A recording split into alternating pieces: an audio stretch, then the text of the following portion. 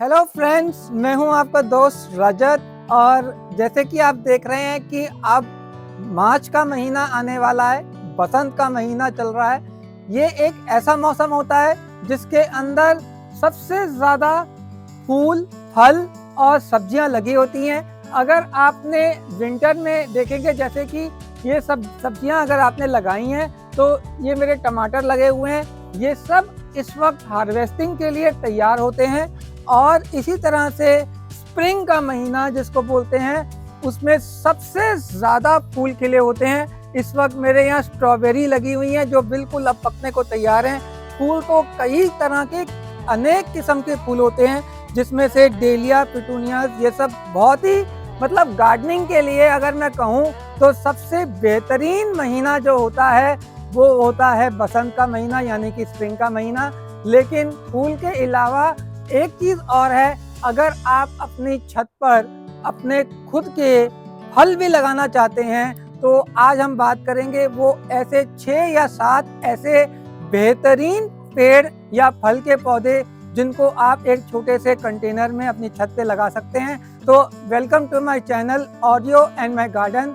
Audio इस वक्त धूप में बचने के लिए छांव पर बैठा हुआ है और कह रहा है, अगर आपने अभी तक इस चैनल को सब्सक्राइब नहीं किया है और अगर पहली बार आए हैं तो आप प्लीज़ चैनल को सब्सक्राइब कर लें। और आगे अब हम बात करते हैं वो कौन कौन से पौधे हैं जिनको हम एक छत पर अपने एक कंटेनर में लगा सकते हैं। तो चलते हैं आज के वीडियो में। आज मैं आपको दिखाता हूँ 6 या 7 ऐसे बेहतरीन फल के पौधे जिनको आप अब इस मौसम में लगा सकते हैं। तो पौधों के बारे में बात करने से पहले मैं आपको पहले एक चीज़ ये बता दूं कि ज़्यादातर लोग ये सोचते हैं कि जो फल के पेड़ होते हैं, जो पौधे होते हैं, वो ज़्यादातर ज़मीन में लगाए जाते हैं और उनको गमलों में या कंटेनर में नहीं लगा सकते। लेकिन ऐसा नहीं है। आज के ज़माने में ऐसे ऐसे ग्राफ्टेड पौधे आते हैं जिनमें 4 या 5 फुट का भी पौधा जब हो जाता है तो वो फल देने लगता है। अगर आपने ग्राफ्टेड पौधे लिए हैं तो वो आपको अगले 6 महीने से लेके 1 साल के अंदर अंदर फल देने शुरू कर देते हैं। तो देखते हैं वो कौन कौन से ऐसे पौधे हैं। सबसे पहले मैं आपको दिखाऊंगा अपना अमरूद का पौधा। ये मैंने पिछले साल लाया था, बिल्कुल इसी टाइम मार्च के महीने में। इनके पौधों में फ़ायदा ये होता है कि ये अगर 1 साल पूरे 12 महीने के सारे मौसम अगर झेल ले तो ये पौधा आपको कभी भी ख़राब नहीं होता। क्योंकि सब्जियां जो होती हैं वो सीजनल होती हैं, लेकिन ये वन टाइम लगाने वाली इन्वेस्टमेंट होती है। आपने इनको एक बार लगाना है और ये अगर एक बार चल गए 1 साल तो ये आपको हर साल आपको फल देते हैं। तो वापस आते हैं इसी अमरूद के पौधे में। मैं आपको दिखाता हूँ, ये मैंने पिछले साल लगाया था और इस वक्त ये ग्राफ्टेड अमरूद का पौधा है। इसको बोलते हैं ताइवान अमरूद की वैरायटी है। इसमें पिंक कलर का रेड अमरूद आता है।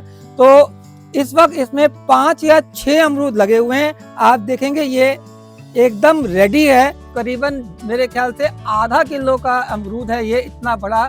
और इस तरह की वैरायटी का अमरूद आप भी लगा सकते हैं। आप ये देखें, ये इतना सा पौधा है अभी, इसमें एक ये अमरूद बिल्कुल रेडी है। इसके अलावा ये और कुछ अमरूद हैं जो तैयार होने वाले हैं और एक अमरूद ये रहा जो यहाँ पर भी लगा हुआ है। तो इस तरह से आप भी अगर अमरूद का पौधा लगाना चाहते हैं तो आप इसको अपने एक ग्रो बैग में लगा सकते हैं। मैं आपको बताता हूँ सबसे पहले इन जनरल किसी भी एक फ्रूट के पौधे को लगाने के लिए किन किन चीज़ों की प्रिपरेशन या तैयारी करनी होती है। सबसे अच्छी चीज़ सब आपको सबसे पहले देखनी है वो है कि आपने उस पौधे की वैरायटी क्या है, ग्राफ्टेड है कि नहीं है, और आपने उसको कहाँ से लेना है। तो ये चीज़ें हैं प्लानिंग ऑफ द प्लांट। दूसरी चीज़ आपने देखनी है कि कोई भी पौधा, अगर आपका जो फ्रूट प्लांट है उसको एक बहुत ही बड़ा कंटेनर चाहिए होता है। यानी कि आप इसको, जैसे आप देखेंगे मैंने जितने भी लगाए हैं ये तीनों के तीनों ये मेरे 24 बाय 24 के ग्रो बैग में लगे हुए हैं। इससे छोटा ग्रो बैग आप ना लें। अगर आप बड़ा ग्रो बैग में लगाएंगे उसके 2 फायदे हैं। एक, आपको इसकी रीपॉटिंग या ट्रांसफ़र नहीं करना पड़ेगा। पौधा एक बार एडजस्ट हो जाता है तो उसको ज़्यादा छेड़छाड़ नहीं चाहिए होती। तो आपने इसका कंटेनर ग्रो बैग लें। ज़रूरी नहीं है ग्रो बैग हो, आप इससे कोई भी बड़ा, अगर मैं कहूँगा कोई प्लास्टिक का बड़ा ड्रम है या कोई बोरी है जो इससे बराबर इसके जैसी हो, उसमें भी आप एक फ्रूट प्लांट लगा सकते हैं। तो ये तो हुआ कंटेनर के बारे में और पौधा चूज़ करने के बारे में। इसके अलावा जो जितने भी आपके ये फ्रूट प्लांट्स होते हैं, इनकी मिट्टी कैसी होनी चाहिए और इनको सनलाइट कितनी चाहिए, ये भी मैं आपको बताऊंगा। फर्टिलाइज़र के बारे में बात हम बाद में करेंगे। तो मिट्टी के बारे में जब सबसे पहले शुरू में जब हम पहली बार मिट्टी बनाते हैं तो मोर और लेस हर एक पौधे की मिट्टी एक जैसी होती है। खास तौर पे आम का पौधा ज़्यादा सेंसिटिव होता है, तो इसको हम अलग से स्पेशल केयर देते हैं, लेकिन बाकी के पौधे जो होते हैं उनमें करीबन एक जैसी मिट्टी बनती है। आपने इसके अंदर 30 to 40% आपने कंपोज मिलाना है। कोई भी कंपोज ले सकते हैं, चाहे वर्मी कंपोज हो, चाहे काउडंग हो, चाहे कुछ भी हो। और इसके अलावा आपने बाकी 30 to 40% लेनी है कोकोपीट। कोकोपीट क्योंकि मेरे यहाँ बहुत ज़्यादा गर्मी रहती है और इनको मैं छत पे लगा रहा हूँ, तो इनके लिए कोकोपीट में एक तो मिट्टी में ठंडक बनी रहती है, दूसरा हमेशा नमी बनी रहती है। मॉइस्चर रहने की वजह से ये पौधे कभी भी सूखते नहीं हैं, खराब नहीं होते, और ज़्यादा पानी अगर आपने दे दिया तो आसानी से ड्रेन आउट हो जाता है। तो कोकोपीट भी आपने इतनी मिलानी है, 40% कंपोज, 40% कोकोपीट, और बाकी की 20% जो है वो आप नॉर्मल ग्राउंड सॉइल जो आपकी लोकल है वो मिलाएंगे। नीम की खली ज़रूर मिलानी है। कैल्शियम के लिए आपने बोन मील या जिप्सम का इस्तेमाल कर सकते हैं। फ्रूट प्लांट्स में आप देखेंगे हमेशा बहुत ही ज़्यादा मिनरल्स होते हैं। डॉक्टर भी कहते हैं फ्रूट्स खाओ जब आप बीमार होते हो, तो वो फ्रूट्स कहाँ से इतने मिनरल्स देते हैं? पौधे को इतने मिनरल्स बनेंगे तभी तो वो फ्रूट दे पाएगा। तो यही सब चीज़ें हैं। तो फ्रूट प्लांट्स को दूसरी चीज़ ये है कि सनलाइट भी बहुत ज़्यादा चाहिए। ऐसी जगह पर रखें जहाँ पर कम से कम 6 से 8 घंटे की सीधी धूप आनी जरूरी है, नहीं तो ये पौधों में ना तो फ्रूट आएगा ना ही फल लगेगा।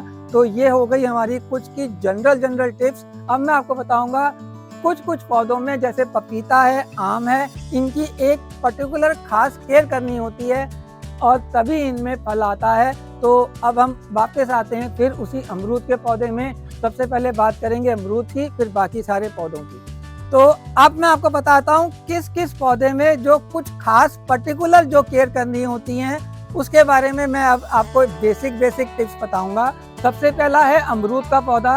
अमरूद के पौधे की इस टाइम मार्च के महीने में या फरवरी के महीने में आपने सबसे पहले तो इसकी प्रूनिंग करनी है। आपने देखेंगे ये मैंने यहाँ से कट कर दिया था, इसकी प्रूनिंग कर दी थी, और अब इसमें से आप देखेंगे नई टहनियाँ आ रही हैं। फ्रूट के पौधों में हम एक गलती ये करते हैं कि जब भी पहला फूल निकलता है या पहला फल लगता है, हम उसको और ज़्यादा खुराक देते हैं कि ये जल्दी हमें फल मिल जाए, पर आपने ऐसा करना नहीं है। आपने उस फूल को तोड़ देना है और उसको फल नहीं लगने देना। ऐसा ही मैंने कुछ किया था इस अमरूद के पौधे में।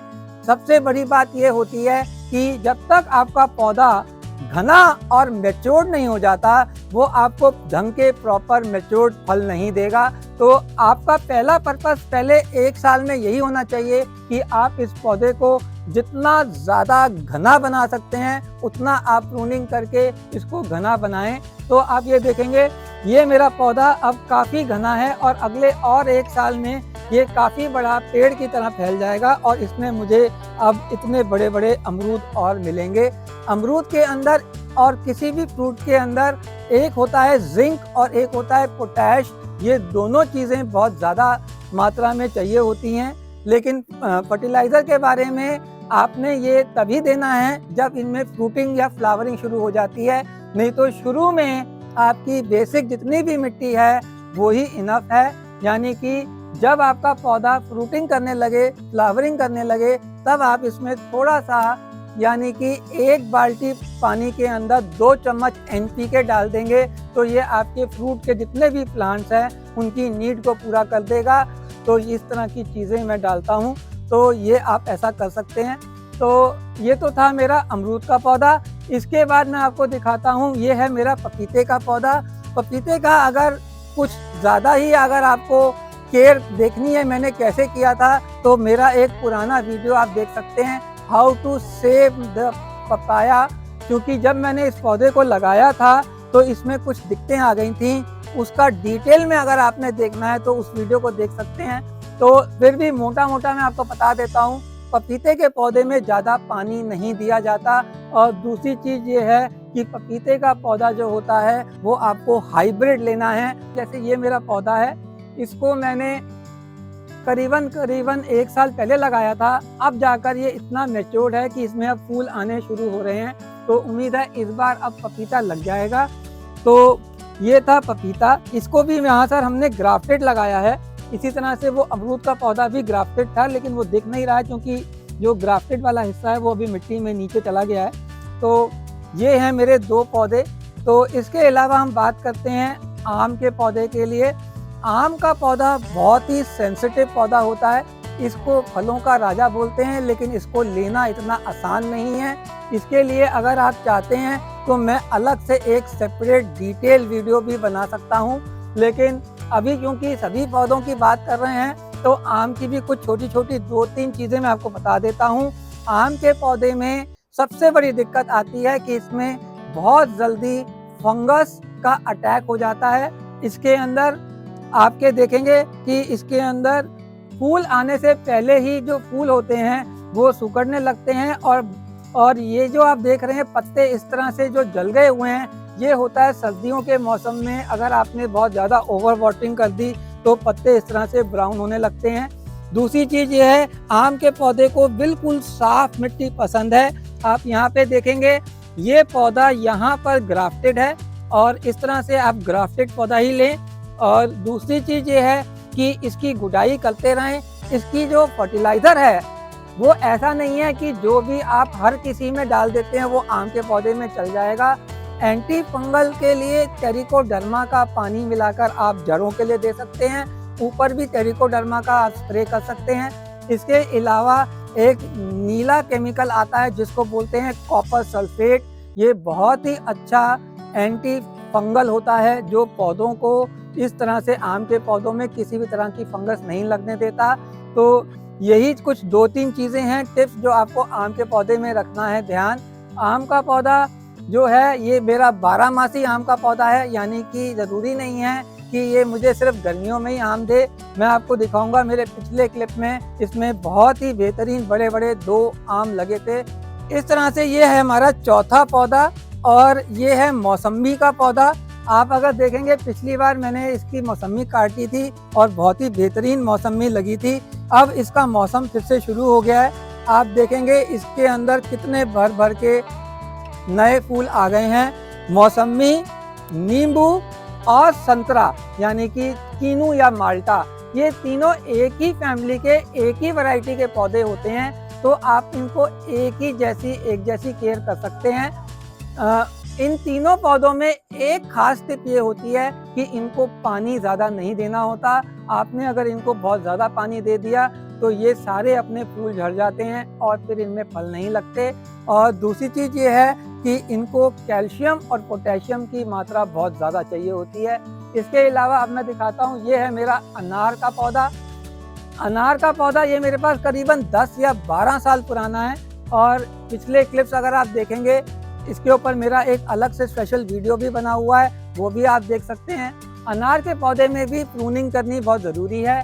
मैंने इसकी प्रूनिंग करीबन 15 दिन पहले कर दी थी, यानी कि फर्स्ट वीक ऑफ फरवरी में, और अब इसमें बिल्कुल एकदम नए पत्ते आ गए हैं, और इसमें अब आप देखेंगे फूल भी आने शुरू हो गए हैं। तो पिछले साल मेरे को करीबन इतने बड़े बड़े करीबन 250-250 ग्राम के 8-10 अनार के मुझे फल मिले थे। तो अनार का पौधा भी थोड़ा थोड़ा नींबू के जैसा ही होता है, लेकिन इसमें जो खास मिनरल चाहिए होता है, इसके अंदर बहुत ज़्यादा अगर फ्रूटिंग करनी है तो इसमें चाहिए होता है थोड़ा सा बोरॉन, जिंक और आयरन, इसको भी आप दे सकते हैं, तो ये पौधा बहुत अच्छा चलता है।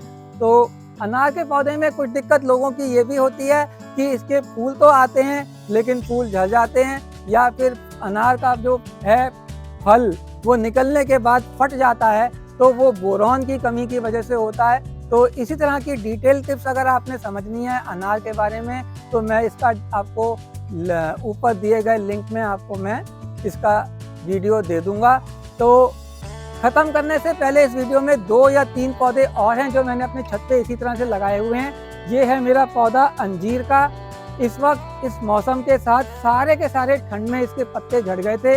अंजीर का पौधा एक ऐसा होता है जो पूरे 12 महीने आसानी से सारा मौसम झेल लेता है और कभी भी खराब नहीं होता। मैं आपको कहूँगा अनार, अंजीर और नींबू और अमरूद, ये 4 पौधे तो आप बहुत आसानी से अपनी छत पर लगा सकते हैं। इनमें ज़्यादा केयर नहीं करनी होती। तो अब आप देखेंगे ये जो है, अब जैसे जैसे अब मौसम के साथ धूप आनी शुरू हो गई है, इसमें फिर से नई कोंपलें फूटनी शुरू हो गई हैं। तो अब इसमें और अंजीर लगेगी। इसी तरह से ये है मेरा एक और फ्रूट का प्लांट जिसको मैंने लगाया हुआ है, और ये है चीकू। इसको मैंने करीबन 2 या 3 साल पहले इसको यहाँ लगाया था। चीकू के पौधे को आप हल्का सा पार्शियल शेड में लगा सकते हैं। जैसे आप देखेंगे वहाँ पर तो बहुत ही ज़्यादा धूप आ रही है जहाँ पर मैंने अपने सारे के सारे ये फ्रूट प्लांट्स रखे हुए हैं, लेकिन चीकू जो है वो हल्का सा शेड में भी चलता है। और चीकू में भी मेरा एक वीडियो है जो मैंने अलग से बनाया हुआ है। चीकू में बहुत छोटा छोटा फूल आता है, उसमें आपको हैंड पॉलिनेशन करनी पड़ती है, या आप उसके फूल को ज़रा सा ऐसे ही बंद कर देंगे और फिर दोबारा से खोल देंगे तो इसमें चीकू लग जाता है। चीकू में ज़्यादा पानी नहीं देना होता। और आपको मैं दिखाता हूँ, इस वक्त ये मेरा पौधा करीबन 6 या 7 फुट तक इतना बड़ा हो गया है और सब जगह से इसमें नए नए चीकू जो हैं वो लगे हुए हैं। आपको मैं दिखाता हूँ, ये देखिए, ये एक चीकू है जो अब लगने को तैयार है। ये भी चीकू हैं जो छोटे छोटे अभी लगे हैं। तो इस तरह से इसमें करीबन 8 या 10 चीकू लगे हुए हैं छोटे छोटे। ये देखिए, ये भी एक चीकू लगा हुआ है। तो ये भी एक बहुत ही बेहतरीन पौधा है जो अक्सर कभी ख़राब नहीं होता, इसमें कीड़ा नहीं लगता। तो ये था चीकू का पौधा। तो यही थे करीबन 6 या 7 ऐसे फूल के और फलों के पेड़ों के पौधे जो आप अपने छत पर आसानी से लगा सकते हैं। वैसे तो ग्राफ्टेड में आपको मैं ये कहूँगा कि आप अपनी जोग्राफिकल लोकेशन के हिसाब से फलों को लगाएं, क्योंकि बहुत सारे लोग YouTube में बता देते हैं कि सेब भी लग जाता है, चेरी भी लग जाती है। मैं कहूँगा ये सब आप आते ज़रूर हैं, लेकिन आपको उनको लगाकर इतनी मेहनत करेंगे, गिनती के 2 या 3 फल लग गए तो उसका क्या फ़ायदा। तो यही था मेरा वीडियो आज का फलों के बारे में। अगर आपको ये इन्फॉर्मेशन मेरी अच्छी लगी हो तो आप इसको लाइक और सब्सक्राइब भी कर सकते हैं वीडियो को। और मैं आपसे रिक्वेस्ट करूँगा कि अगर आप इसको शेयर कर दें, क्योंकि ये इन्फॉर्मेशन जैसे आपके लिए काम की है, हो सकता है किसी और के भी काम की हो, तो आप अपने फ्रेंड्स एंड रिलेटिव्स के यहाँ इसको शेयर भी कर सकते हैं। तो यहीं पर इस वीडियो को एंड करते हैं। Thank you very much and stay healthy and happy gardening.